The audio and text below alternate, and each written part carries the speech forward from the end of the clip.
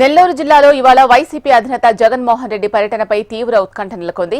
ఈ క్రమంలో పోలీసులు పక్కా ప్లాన్తో వ్యవహరిస్తున్నారు. ఇప్పటికే ప్రధాన నేతలకు నోటీసులు జారీ చేశారు.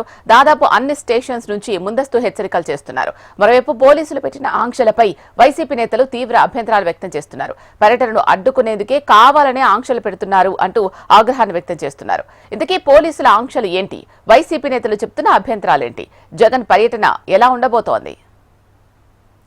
జగన్మోహన్ రెడ్డి జిల్లా పర్యటన ఖరారైంది. ఇవాళ ఉదయం 10 గంటలకు చెమ్మడుగుంట సమీపంలో ఏర్పాటు చేసిన హెలిప్యాడ్ వద్దకు చేరుకుంటారు. అక్కడి నుంచి జిల్లా జైలుకు వెళ్లే సమయంలో హెలిప్యాడ్ వద్ద 15 వాహనాలకు 10 మంది నేతలకి పోలీసులు అనుమతులిచ్చారు. జైలు దగ్గరికి 3 మాత్రమే వెళ్లాలని ఆంక్షలు విధించారు. కాకానితో ములాఖత్ అయిన తర్వాత కొవ్వూరు మాజీ ఎమ్మెల్యే ప్రసన్న నివాసానికి జగన్ వెళ్తారు. ఆ సమయంలో జన సమీకరణ చేస్తే చర్యలు తీసుకుంటామని ఎస్పీ దామోదర్ హెచ్చరించారు. ప్లకార్డులు, పోస్టర్లు ప్రదర్శించకూడదని 30 యాక్ట్ అమల్లో ఉంటుందని స్పష్టం చేశారు. ప్రసన్న కుమార్ రెడ్డి నివాసం వద్ద కూడా కేవలం 100 మందికి మాత్రమే అనుమతి ఉంటుందని చెప్పుకొచ్చారు.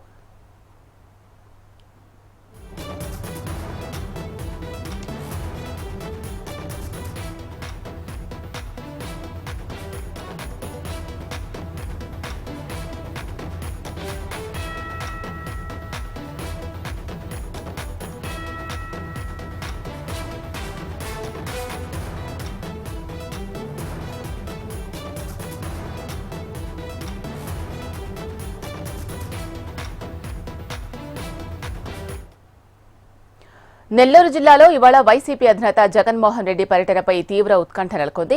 ఈ క్రమంలో పోలీసులు పక్కా ప్లాన్తో వ్యవహరిస్తున్నారు. ఇప్పటికే ప్రధాన నేతలకు నోటీసులు జారీ చేశారు. దాదాపు అన్ని స్టేషన్స్ నుంచి ముందస్తు హెచ్చరికలు చేస్తున్నారు. మరోవైపు పోలీసులు పెట్టిన ఆంక్షలపై వైసీపీ నేతలు తీవ్ర అభ్యంతరాలు వ్యక్తం చేస్తున్నారు.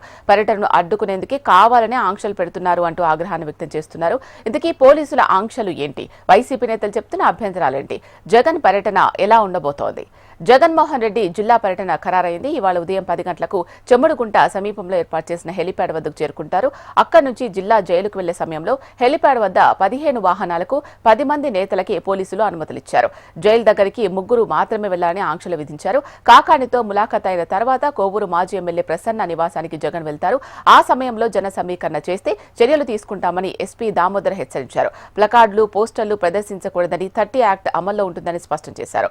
ప్రసన్న కుమార్ రెడ్డి నివాసం వద్ద కూడా కేవలం 100 మందికి మాత్రమే అనుమతి ఉంటుందని చెప్పుకొచ్చారు.